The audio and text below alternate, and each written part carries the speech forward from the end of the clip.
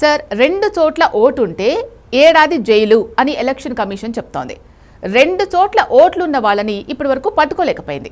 అసలు 2 చోట్ల ఓట్లున్న వాళ్ళని పట్టుకోవడం సాధ్యమే అంటారా? 2 చోట్ల ఓట్లుంటే జైలు శిక్ష ఏడాది పాటు అంటున్నారు. నేను అడుగుతున్న ప్రశ్న ఏంటంటే, ఉద్దేశపూర్వకంగా 2 చోట్ల మీకు ఓట్లుంటే జైలు శిక్ష అంటున్నారు. ఉద్దేశపూర్వకమని ఎవరు నిరూపించాలి? ఇప్పుడు ఉద్దేశపూర్వకంగా అని నిరూపించడంలో మీరే ఒకరిపైన, మీకు నచ్చని వారిపైన, అధికారంలో ఉన్న వారికి నచ్చని వారిపైన 4 చోట్ల ఓటు హక్కు పెట్టి, ఇంకా చూడు నీకు 4 చోట్ల ఓటు హక్కు ఉంది, నేను జైలుకు పంపిస్తా అంటే ఏంటి పరిష్కారం? ఇవాళ మనం చూస్తున్నాం కదా, చేయని నేరాలకు కేసులు పెడుతున్న సందర్భం చూస్తున్నాం. ఒక రాజకీయ విశ్లేషణ చేసినందుకు క్రిమినల్ కేసులు పెట్టడం చూస్తున్నాం. కుల ప్రస్తావన చెయ్యకపోయినా కులాల మధ్య చిచ్చు పెట్టారు. దోమ ఈగ చావకపోయినా అల్లర్లు జరపడానికి కారకుడయ్యే కేసులు పెడుతున్నారే. రేపేంటి మీకు నచ్చని వారు ఎవరిపైన ఎక్కడో మీ వాళ్ళే 4 చోట్ల ఓటు హక్కు నమోదు చేసి మీరు తర్వాత మీరు నువ్వే ఓటు హక్కు నమోదు చేసుకున్నామని చెప్పి జైల్లో పెట్టారన్న గ్యారంటీ ఏంటి? దీనికి ఆన్సర్ ఉండాలి కదా. సో ఇది మొదటిగా ఉండే సమస్య. ఉద్దేశపూర్వకంగానే ఎవరు నిరూపించాలి?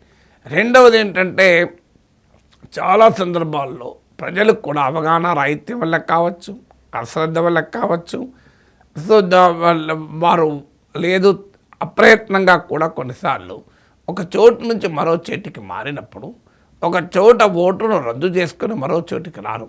చాలా కొద్దిమంది మాత్రమే ఆ పని చేస్తారు. ఎందుకంటే చాలామంది కంప్యూటర్ లిటరసీ ఉండదు. నువ్వు ఆన్లైన్లోకి వెళ్ళో ఇంకెక్కడికో వెళ్ళి నాకు అక్కడ ఓటు ఉంది, ఆ ఓటు తీసేయండి, ఈ ఓటు ఇక్కడ చేర్చండి అని చెప్పగలిగే సామర్థ్యం చాలామందికి ఉండదు. మరి అలాంటి వాళ్ళందరినీ జైల్లో పెడతారా?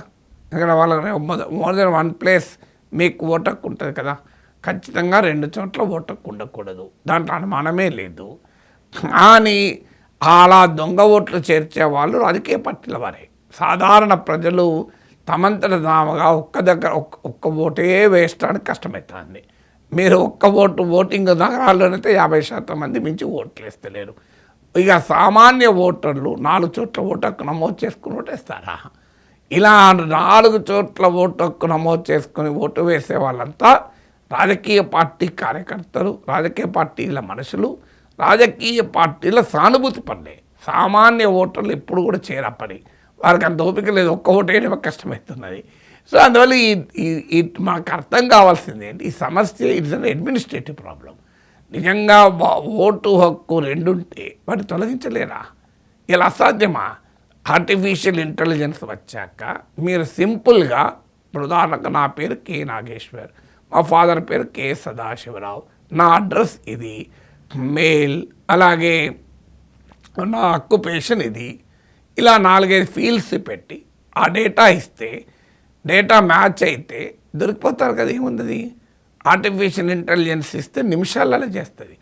మీకు అది కూడా చేత కాకపోతే ఇట్లా చాట్ జీపీటో, జెమినైనో, క్లాడో వాడండి, మొత్తం మీ ఓటర్ లిస్టును క్లీన్ చేసి పెడుతుంది. కాస్త బుర్ర ఉపయోగించితే చాలు. కె నాగేశ్వర్ అన్న పేరున్న వాళ్ళు ఎంతమంది అని తీస్తుంది. తీసిన తర్వాత ఫాదర్ పేరు పెడతారు. ఫాదర్ పేరు కూడా మ్యాచ్ అయ్యేవాళ్ళు ఎంతమంది ఉంటారు? చాలా తగ్గిపోతారు. తర్వాత ఏజ్ పెడతారు, అప్రాక్సిమేట్ ఏజ్. లేదు ఏజ్ కాకపోతే ఎడ్యుకేషనల్ క్వాలిఫికేషన్ పెట్టండి, పిహెచ్డి. సో కె నాగేశ్వర్ పేరు, ఫాదర్ పేరు కలిసి ఉండి పిహెచ్డి ఉన్న వాళ్ళు కూడా ఎంతమంది ఉంటారు? ఉండడానికి అవకాశమే లేదు కదా. లేదా మీరు ఆక్యుపేషన్ కూడా పెట్టండి, అది లేదు. మీరు పుట్టుమచ్చలు పెట్టండి, కావాలంటే పుట్టుమచ్చ కూడా కలుస్తుందా ఎంతమందికి? సో ఈ చిన్న పని చేస్తే మీకు ఓటర్ జాబితా ఆటోమేటిక్గా క్లీనప్ అవుతుంది. సింపుల్గా మీ మొబైల్ ఫోన్ ఇవ్వండి, మీకు మొబైల్ ఫోన్కి వస్తే 2 చోట్ల కనుక ఓటు హక్కు ఉందనుకోండి, ఆ ఓటర్కు మెసేజ్ వస్తుంది, ఇంకో అయ్యా నీకు 2 చోట్ల ఓటు హక్కు ఉంది, ఇక్కడ క్లిక్ చేస్తే మీకు ఒకటి పోతుంది, ఒకటి ఉంటుంది. ఏది పోవాలో మీరే నిర్ణయించుకొని పంపించండి. ఇది ఆటోమేట్ చేయొచ్చు. ఇవాళ మనం ఒక ఆర్టికల్, ఒక వెబ్సైట్ చూస్తుంటాం, అలా క్లిక్ చేశారనుకోండి, మీకు కొత్తగా ఆ వీడియోనో ఆర్టికల్లో పోస్ట్ చేస్తే నోటిఫికేషన్ రాదా? మీరు యూట్యూబ్లో సబ్స్క్రైబ్ చేయండి, మీకు కొత్తగా నోటిఫికేషన్ వచ్చేస్తుంది. మీరు కొత్త వీడియో నా ఛానల్ మీరు సబ్స్క్రైబ్ చేశారనుకోండి, మీకు వెంటనే నోటిఫికేషన్ వస్తుంది. సింపుల్ ఇది చేరదా?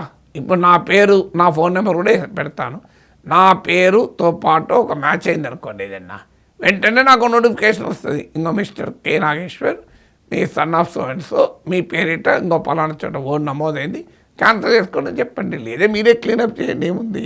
ఇప్పుడు మీకు బిఎల్ఓలు ఉన్నారు, బోలెడు వ్యవస్థ ఉంది, ప్రతి ఎన్నికలప్పుడు క్లీన్ చేస్తారు. మళ్ళీ ఎందుకు వస్తాయి దొంగోట్లు రావడం అనేది టెక్నాలజీ ఉన్న రోజుల్లో అసాధ్యం. దాన్ని క్లీనప్ చేయలేక మీరు దొంగ ఓట్లు 2 చోట్ల ఓట్లు ఉన్నాయని చెప్పి జైలుకు పంపిస్తా అంటే ఈ దేశంలో ఎన్ని లక్షల మంది ప్రజలు జైలుకు పంపుతారు? అసలు క్రిమినల్స్లో జైలుకు పంపడే కష్టమైపోతుంది. ఎంతమంది జైలుకు పంపుతారు? జైళ్ళు నిండిపోతాయి. ప్రభుత్వానికి విద్యారంగం, ఆరోగ్య రంగం పైన జైళ్ళ మీదనే ఎక్కువ ఖర్చు పెట్టాల్సి వస్తుంది.